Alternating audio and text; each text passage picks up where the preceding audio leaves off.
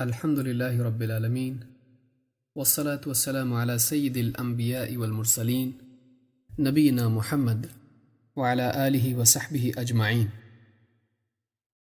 دروس رمضان باب 15 روزہ اور دعا۔ روزہ دار اللہ کی رضا کے حصول کے لیے اپنی مرغوبات بلکہ اپنی بنیادی ضرورتوں کو بھی چھوڑ دیتا ہے۔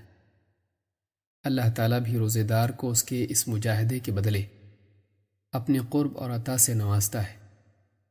هل جزاء الإحسان إلا الإحسان، بھلائی کا بدلہ بھلائی کے سوا اور کیا ہو سکتا ہے۔ سورۃ الرحمن آیت نمبر 60۔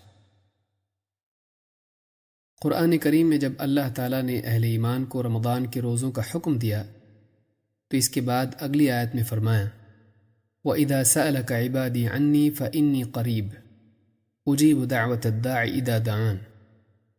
اور اے نبی، جب میرے بندے آپ سے میرے بارے میں سوال کریں تو آپ ان سے کہیے کہ میں قریب ہوں، پکارنے والے کی پکار کو سنتا ہوں جب بھی وہ پکارے۔ سورۃ البقرہ آیت نمبر 186۔ اس آیت میں اللہ تعالیٰ نے اپنے بندوں سے دو چیزوں کا وعدہ کیا ہے، ایک اپنے قرب کا، دوسرے ان کی دعاؤں کی قبولیت کا۔ اللہ تعالیٰ کا اپنے بندوں کو روزے کا حکم دے کر دعا اور اس کی قبولیت کا وعدہ کرنا اس بات کی طرف صاف اشارہ ہے کہ روزہ اور دعا میں ایک خاص تعلق ہے۔ لہٰذا روزے دار کو چاہیے کہ وہ حالت صوم میں اللہ تعالیٰ سے خوب دعا کرے، وہ اپنے اور دوسروں کے لیے دنیا اور آخرت کی ساری بھلائیاں مانگ لے۔ حدیث میں بھی روزے دار کے لیے دعاؤں کی قبولیت کی بشارت موجود ہے۔ اللہ کے رسول صلی اللہ علیہ وسلم نے فرمایا 3 دعائیں ضرور قبول ہوتی ہیں، روزے دار کی دعا، مظلوم کی دعا اور مسافر کی دعا۔ اس حدیث کو امام البیہقی نے شعب الایمان میں روایت کیا ہے۔ ایک دوسری حدیث میں ہے 3 دعائیں رد نہیں ہوتی ہیں، باپ کی دعا اپنی اولاد کے لیے، روزے دار کی دعا اور مسافر کی دعا۔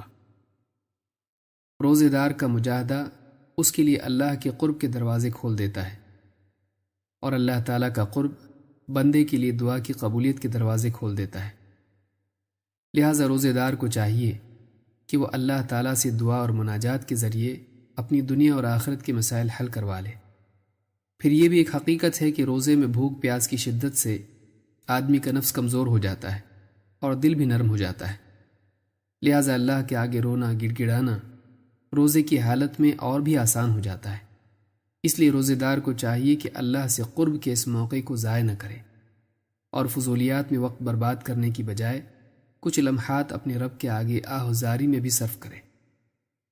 دعا نہ صرف اپنی ضروریات کی پورا کرنے کا ذریعہ ہے بلکہ اللہ کی محبت کے حصول اور اپنی عبدیت کی تجدید کا بھی ذریعہ ہے۔ حدیث میں روزے دار کے علاوہ مظلوم کی دعا کی قبولیت کا بھی ذکر ہے۔ اللہ کے نبی صلی اللہ علیہ وسلم نے حضرت معاذ بن جبل رضی اللہ تعالیٰ عنہ کو اس بارے میں خاص نصیحت کی تھی۔ آپ نے فرمایا مظلوم کی بد دعا سے بچ، اس لیے کہ اس کی بد دعا اور اللہ کے درمیان کوئی حجاب نہیں ہوتا۔ اس حدیث کو امام البخاری اور مسلم نے روایت کیا ہے۔ یہ معاملہ اتنا سنگین ہے کہ اگر ایک مظلوم کافر بھی ہو اور وہ کسی ظالم مسلمان کے خلاف اللہ کو پکارے تو اللہ تعالیٰ اس کی پکار کو بھی سنتا ہے۔ آپ صلی اللہ علیہ وسلم نے فرمایا مظلوم کی بد دعا سے بچو، خواہ وہ کافر ہی کیوں نہ ہو، اس لیے کہ مظلوم کی دعا اور اللہ کے درمیان کوئی حجاب نہیں ہوتا۔ اس حدیث کو امام احمد نے اور امام ابو یعلیٰ نے روایت کیا ہے۔ اسی طرح باپ کی دعا اولاد کے حق میں اور مسافر کی دعا بھی اللہ تعالیٰ ضرور قبول فرماتا ہے۔ دعا خود ہی ایک اعلیٰ ترین عمل ہے، پھر جب یہ دعا اللہ کی خاطر روزہ رکھ کر بھوک پیاس کی حالت میں ہو تو اس کا شرف اور قبولیت کا امکان اور بھی بڑھ جاتا ہے۔